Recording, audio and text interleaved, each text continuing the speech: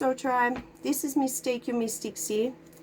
And because the spiritual community talks about soul contracts a lot, I thought it would be cool to get out the Soul Contract Oracle deck and draw some cards to help us understand our soul contracts a bit better and see what the channeled messages are that come through.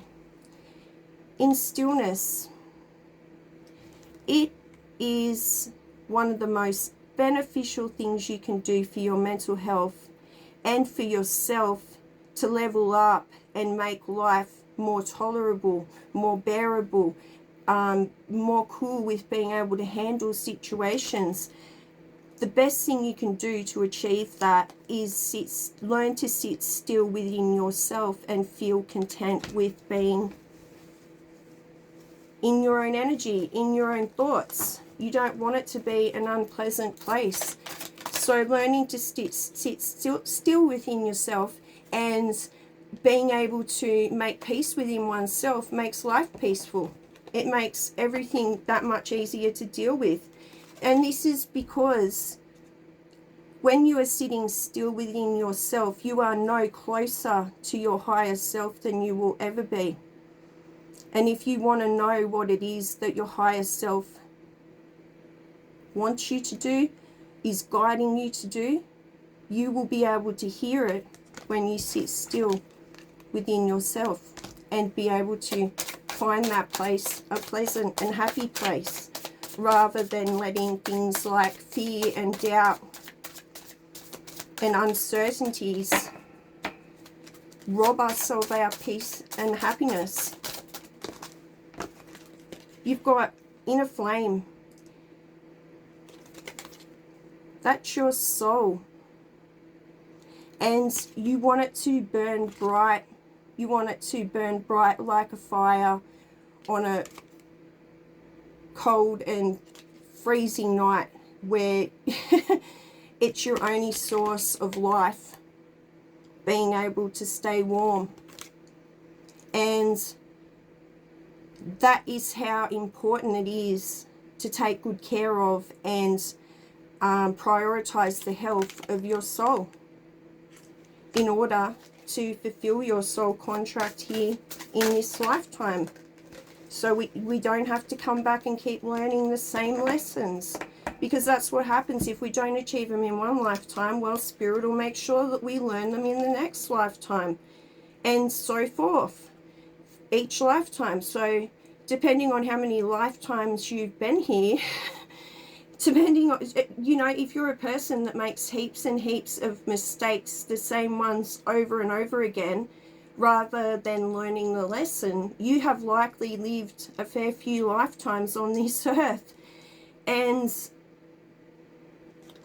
you know, tapping into your Akashic records and understanding your past lives, if you have the opportunity to tap into yourself so much that you remember them while you're sitting still within yourself, because when you learn to do that, these things happen. And sitting still within yourself is looking into the mirror of your soul. That's what you're doing when you are learning to make that a happy place where fears and doubts don't overcome you. These are trade secrets of being able to overcome the barriers and delays into achieving your soul contract. Like, the messages that are coming through here are like the golden egg, cracking the golden egg. The portal of mystery. A portal to the unknown calls you. Embrace this mystery to discover new opportunities and profound revelations. When you crack that golden egg, when you finally be able to make your soul feel at peace and not being feeling unrestful because you're not doing what is in alignment with your higher self, with what your soul's calling you to do, which is following your intuition and going towards what feels good and what feels right for you, and moving away from what does not serve you or your higher good, because it doesn't feel right. Your intuition will tell you. You know, if you feel yuck about any thought, anything, or something that's weighing on your mind, or you're just feeling miserable for no reason, that is a portal telling you that you are not living in alignment with your higher self. And it's your higher self wants you to heal. It doesn't want to feel bad about anything you've been through. It wants to level up and not let those pains of the past inhibit it from ascending to its next level that it's meant to be at. Because these things hold our souls back from being able to achieve our purpose, which is having this whole human experience. Divine light clears the darkness and reveals the truth. Trust in its guidance to show you the way forward. The divine light we feel within ourselves, which is love, and always operating from a place of love, always having honorable intentions. That is what makes your soul happy. Your soul thrives on that shit. You don't realize it, but when you actually start practicing it and realizing how good it feels compared to doing things that aren't honorable or that don't reflect who you want to show up as in the world, you know, going towards what feels good and moving away from what feels bad is what completely balances your soul out, so that you're fully in charge of who you are and embody the emotions and traits that you want to show up directing towards others in the world. Then you've got to make peace within yourself. You've got to heal what it is that's making you feel bad about anything, because you are a divine, majestic being. And you don't deserve to be carrying any pains or hurts from the past. The only thing you should be focusing on is ascending. And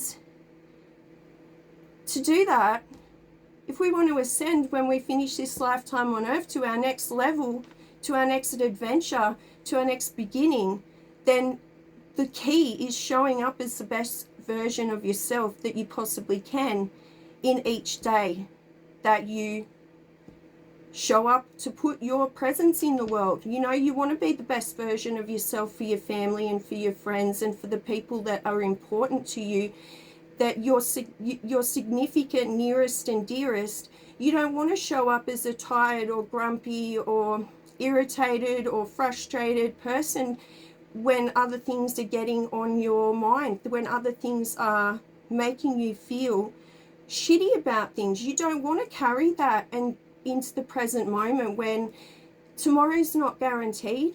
And when you live like that, you want to try and use every opportunity to show up as the best version of yourself, not just for you, but for the people that you love and that you care about, because you want to direct that energy out into the universe, that what's important to you is what you prioritize. And that's where the balance between weighing up what's important in the spiritual realm and the physical realm comes into play.